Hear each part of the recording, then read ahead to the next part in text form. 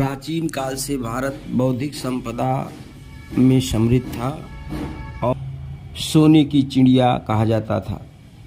आइए जानते हैं भारत को सोने की चिड़िया क्यों कहा जाता था और कैसे वो अपनी उस भारत जिसको कहा गया सोने की चिड़िया,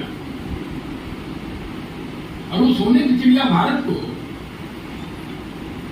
भारत के लोगों ने नहीं कहा था। भारत को सोने की चिड़िया दुनिया के उन लोगों ने कहा था जो सोने की चिड़िया को लूटने के लिए यहां पे आना शुरू किया। और ये आक्रमणकारियों की, आक्रांताओं की, लुटेरों की ये परंपरा शुरू हुई 2500 वर्ष पहले से। अलेक्जेंडर के आगमन के समय से चीजें शुरू हुई,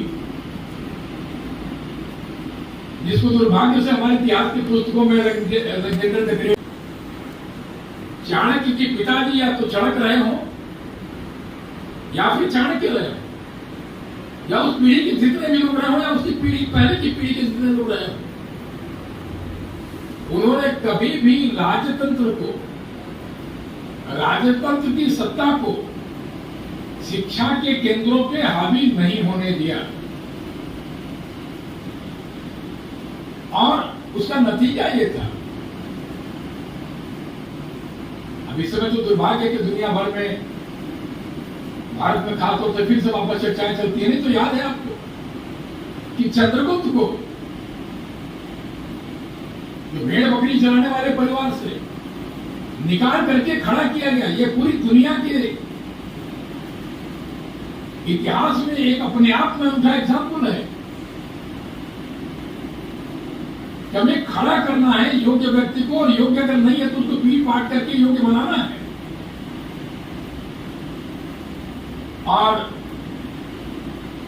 शिक्षा है, राजनीति, कुछ लोगों को कौटिल्य कहते हैं, तो अर्थशास्त्र के कोई विद्वान करता है, कोई राजनीति शास्त्र का चाणक्य को विद्वान करता है, कोई धर्मशास्त्र का विद्वान करता है, लेकिन उनकी वो परिकल्पना, आज भारत में बात होती सब एक देश एक कानून है, जीएसटी की बात हो रही है, वो 2500 वर्ष पहले की उनकी पुस्तक में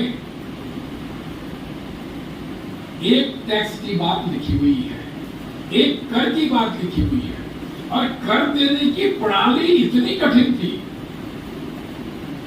इतनी कठिन थी प्रणाली कि जिसको कर देना है, किसको कर नहीं देना है, मतलब नाव पार करते समय भी विद्यार्थी को कर नहीं देना है, बीमार को कर नहीं देना है, गर्भवती महिला को कर नहीं देना है, अपाहिज को कर नहीं देना है, लेकिन बाकी सबको देना है। यहां तक कि तालाब के अंदर से आप अगर जल निकाल के मटके में और लेकर के जाते हैं और पेड़ की सिंचाई करते हैं और उससे आप अर्थ का उपार्जन करते हैं, तो आपको तालाब से जो पानी निकाल रहे हैं उसके लिए भी टैक्स का प्रावधान होता है, वो उसी में तो पूरा राजतंत्र चलेगा। व्यापार को लेकर के, टैक्स को लेकर के, उनकी सुरक्षा को लेकर के इतनी कठिन व्यवस्थाएं, इतनी कठोर व्यवस्थाएं, इतने कठोर कानून बनाए गए, उस समय कोई साहस नहीं करता था कि हम गलत चीजों को करें, लेकिन गलत होते थे और उसमें भी पकड़े जाते थे, दर्द होते थे। कुछ जो भी चीजें नहीं हो, गुप्तचर की परंपराएं नहीं हो, हम इसलिए आपसे चर्चा करने के हमको बौद्धिक संपदा, ये सारी बौद्धिक संपदाएं हैं।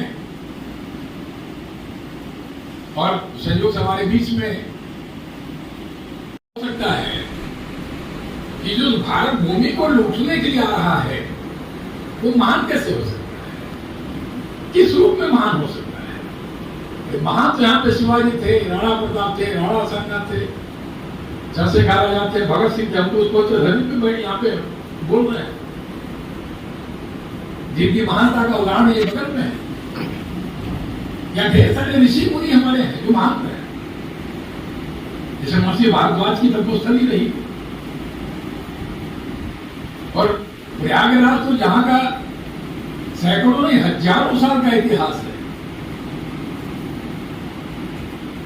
अब कुंभ के इतिहास को अगर कोई खंगालना शुरू करेगा तो वह तो फिर समुद्र मंथन के इतिहास तक जाएगा। तो 2500 वर्ष पहले जो किसी बहाने यहाँ पे भारत भूमि में का शुरुआत किया था अलेक्जेंडर ने, जिसको अलेक्जेंडर अंग्रेजी में, और उसको पटना आते आते गंगा पार चाणक्य ने नहीं करने दिया। वो महान रहेगा, वो ऋषियों की परंपरा, वो आचार्यों की परंपरा है, जो जिसका मंत्र था कि शिक्षा देने वाला राजकोष के वेतन पे आश्रित नहीं होगा, तभी वो राजा का विरोध कर सकता है।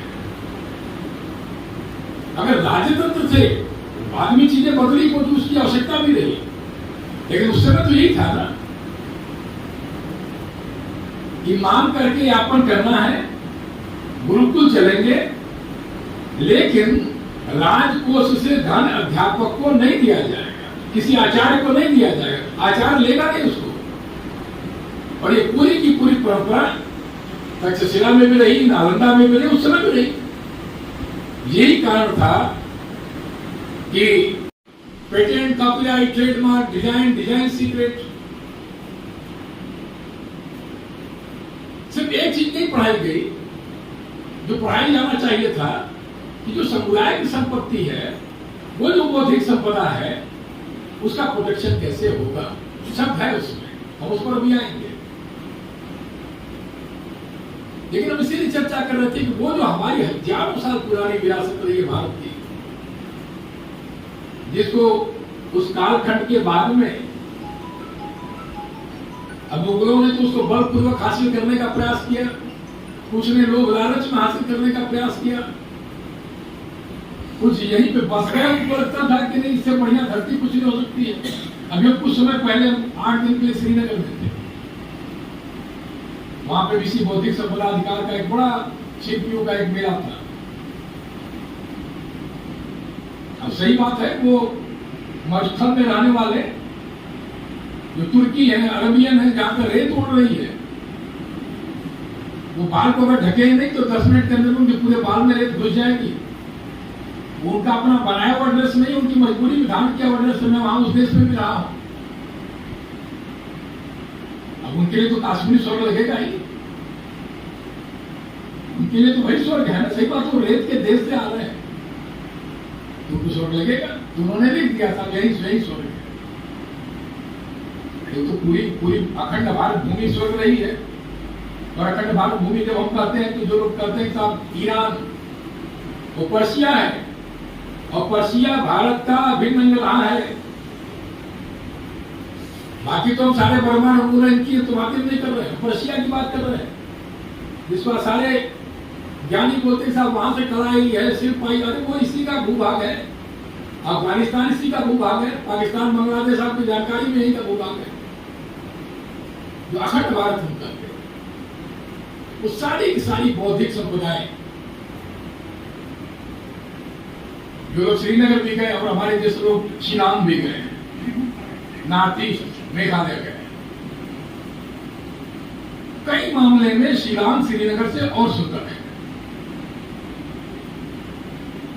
और इस बौद्धिक समुदाय के लिए पूरे देश भर में कहीं कहीं भ्रमण करने का अवसर मिलता रहता है। तो ये तो पूरी भारत भूमि सुंदर रही है, और इसीलिए पूरी दुनिया का ये आकर्षण का केंद्र था, पूरी दुनिया का।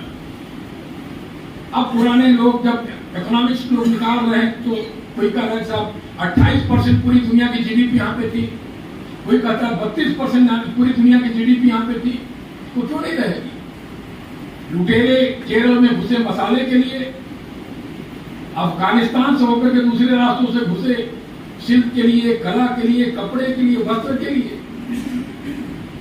और कुछ समय बाद जब अंग्रेज घुसे यहाँ पे तो उनको एक संगठित लूट उनके दिमाग में थी।